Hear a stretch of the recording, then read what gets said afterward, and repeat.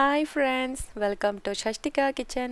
இன்னைக்கு நம்ம பார்க்க போற ரெசிபி Drumstick Egg curry. முருங்கைக்காயும் எக் சேர்த்த ஒரு சூப்பரான கறி தான். சாதத்துக்கு சூப்பரா இருக்கும். எப்படி செய்யலாம்னு பார்க்கலாம். ஒரு பாத்திரம் வச்சுக்கோங்க. அது சூடானதுக்கு அப்புறமா 3 டேபிள்ஸ்பூன் அளவு எண்ணெய் சேர்த்துக்கலாம். நான் இன்னைக்கு நல்லெண்ணெய் எடுத்துர்க்கேன். எண்ணெய் சூடானதுக்கு அப்புறமா 1/2 டீஸ்பூன் கடுகு, 1/2 டீஸ்பூன் உளுந்து சேர்த்துக்கோங்க. இது கூடவே 1/2 இன்ச் பட்டை சேர்த்துக்கலாம்.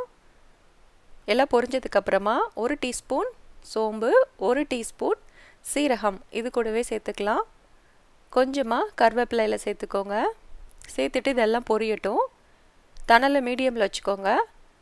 அப்புறமா ஒரு மீடியம் சைஸ் ஆனியன் குட்டி குட்டியாக கட் பண்ணது இது கூட சேர்த்துக்கிறேன். நீங்கள் சின்ன வெங்காயம் கூட இதுக்கு பதிலாக சேர்க்கலாம், நல்லாயிருக்கும்.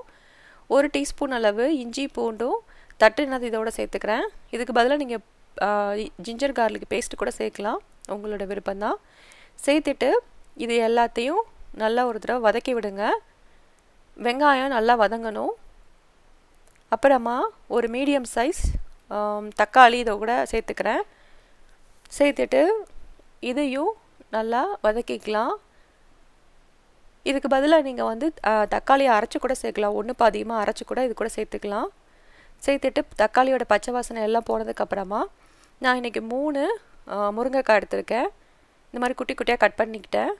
அதை இது கூட சேர்த்துக்கலாம். சேர்த்துட்டு அதையும் இந்த மசாலாவோட சேர்த்து வதக்குங்க. அப்புறமா 1/4 டீஸ்பூன் மஞ்சத்தூள், 1 table spoon red chilli powder, அப்புறமா 1/2 டீஸ்பூன் சாம்பார் பவுடர் இல்லைன்னா வீட்டில் நீங்கள் அரைச்ச குழம்பு தூள் சேர்த்துட்டு இந்த மசாலா எல்லாத்தையும் நல்லா வதக்கி விடுங்க. மசாலாவை கறக்க வேணாம், இந்த முருங்கைக்காயோட சேர்த்து அந்த மசாலா நல்லா வதங்கணும். தணலை கம்மியாக வச்சுக்கோங்க. ஒரு 5 நிமிஷம் போல் வதக்கினீங்கன்னா ரொம்ப நல்லா திக்கான ஒரு கன்சிஸ்டன்சிக்கு வந்துடும். இப்போது இதில் நம்ம கறிக்கு தேவையான அளவுக்கு தண்ணி சேர்த்துக்கலாம். நான் இன்றைக்கி கிட்டத்தட்ட 1 கப் அளவு தண்ணி சேர்த்துருக்கிறேன். சேர்த்துட்டு ஒரு தடவை நல்லா கலந்து விட்டுக்கோங்க. மசால் ஃபுல்லாக எல்லாம் நல்லா கலந்துக்கோங்க. கலந்துட்டு இந்த கறிக்கு தேவையான அளவுக்கு உப்பு சேர்த்துக்கலாம். உப்பு சேர்த்துட்டு அதையும் ஒரு தடவை கலந்து விடுங்க. கலந்துட்டு இது நல்லா ஒரு கொதி வரட்டும். ஒரு 2 நிமிஷம் ஆகும் இதுக்கு. நல்லா கொதி வந்தக்கப்புறமா இந்த முருங்கைக்காய் வேகிறதுக்கு கொஞ்சம் டைம் ஆகும். ஸோ நம்ம வேக வைக்கிறதுக்கு ஒரு மூடி போட்டு மூடி வைக்கலாம். ஒரு 10 நிமிஷம் வேகட்டும். இப்போ 10 நிமிஷம் ஆச்சு.